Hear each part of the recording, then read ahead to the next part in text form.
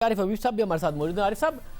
बैनुल-अक़वामी तौर पर ज़ाहिर नज़र आया कि किस तरीके से एक ब्लड बाथ है इंटरनेशनल मार्केट्स में। पाकिस्तानी स्टॉक्स में भी आज मनफी रुझान रहा, कुछ सेक्टर्स ने ज़ाहिर अच्छा परफॉर्म भी किया, मगर पाकिस्तान की करेंसी भी साथ गिर गई। जो सब कुछ हो रहा है पाकिस्तान के लिए एक अच्छी खबर है या मार्केट के भी और इंडस्ट्री के कंसर्न्स हैं?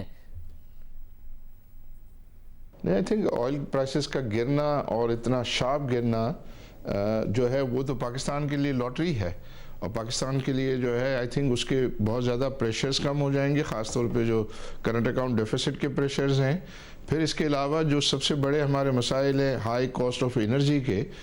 वो आई थिंक वो मसाइल कम हो जाएंगे, क्योंकि इसी के साथ साथ गैस की प्राइसेस लिंक्ड हैं, इसी के साथ साथ जो है आरएलएनजी की प्राइस लिंक्ड हैं। फिर ये है कि इलेक्ट्रिसिटी प्रोडक्शन में जितना भी जो थर्मल है वो थर्मल सारा जो है ऑयल से लिंक्ड होता है, और अगर वो कम हो गया तो उसकी कॉस्ट नीचे आ जाना,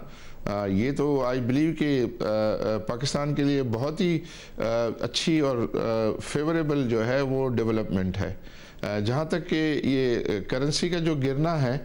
वो तो आई थिंक हम ये कंसर्न जो है वो शो करते रहे थे कि जब ये जो टी बिल्स में पोर्टफोलियो इन्वेस्टमेंट आ रही थी तो वो जितनी भी उनकी प्रोसीड आ रही थी वो रिजर्व्स में जा रही थी, और हम ये हमेशा कंसर्न जो है वो एक्सप्रेस करते थे कि जब वो वापस जा रहा होगा तो ऐसा नहीं कि उनको छोड़ दिया जाए कि आप फ्री मार्केट से बाय करें। तो आज ऐसे ही हुआ है कि उनको जो है वो फ्री मार्केट से जो है वो डॉलर्स बाय करने पड़े, इंटरबैंक मार्केट से बाय करने पड़े हैं, जिसकी वजह से जो है वो आपने देखा कि रुपया जो है उसमें आज डिक्लाइन आया है।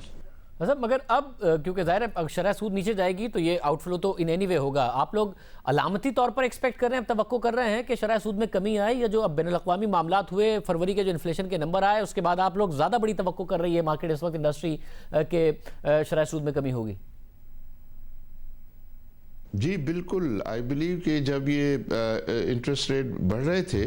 तो उस वक्त ये है कि गवर्नर साहब जो है वो ये कहते थे कि हम प्रोस्पेक्टिव इन्फ्लेशन को अकाउंट फॉर करके हम बढ़ा रहे हैं, क्योंकि उनको भी लग रहा था कि फ्यूचर में इन्फ्लेशन बढ़ना है। बट इस वक्त ये सिचुएशन है कि पिछले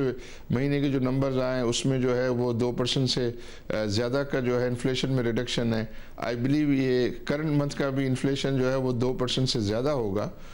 तो जो मंथली इन्फ्लेशन है वो तो शायद सिंगल डिजिट में आ जाएगा, 10% से भी जो है वो गिरने के चांसेस हैं। तो उसको देखते हुए ये 17 तारीख को जो मॉनेटरी पॉलिसी कमेटी की मीटिंग है उसमें आई बिलीव कि कम से कम जो है वो 100 बेसिस पॉइंट या 1% जो है वो कम होना चाहिए। उससे अगर ज़्यादा भी हो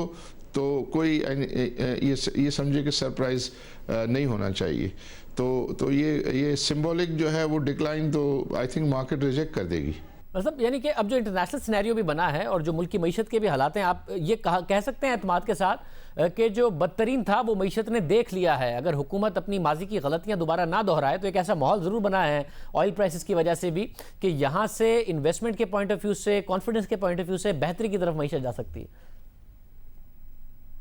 देखिए, ये जो करंट अकाउंट डेफिसिट है वो तो काफ़ी अरसे से हम देख रहे हैं कि कंट्रोल में था, बट उसकी दूसरी साइड ये थी कि वो आपकी है कि इकोनॉमी में कॉन्ट्रैक्शन के नतीजे में ये चल रहा था। लेकिन अभी जो इंटरनेशनल मार्केट्स गिरी हैं उसकी वजह से जो है वो आई बिलीव के प्रेशर कम होगा। फिर सबसे बड़ी बात है कि जो हमारे यहाँ जो इंडस्ट्री का सबसे बड़ा कंसर्न होता था कि हाई कॉस्ट ऑफ एनर्जी, तो हाई कॉस्ट ऑफ एनर्जी जो है उसमें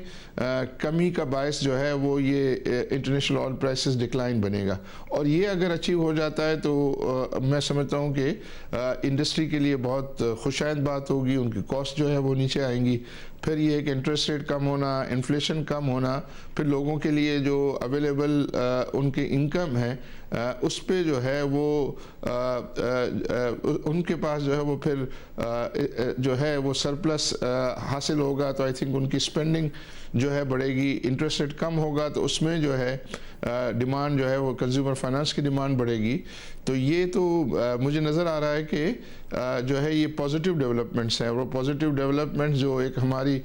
शिकायत है कि स्लो डाउन चल रहा है, जीडीपी ग्रोथ जो है वो बहुत ही कम चल रही है, उसको बढ़ाने में ये सारे डेवलपमेंट और सारे फैक्टर्स जो है वो मुझे तो मददगार साबित होते हुए नज़र आते हैं। बहुत शुक्रिया आरिफ हबीब साहब हमारे साथ मौजूद थे।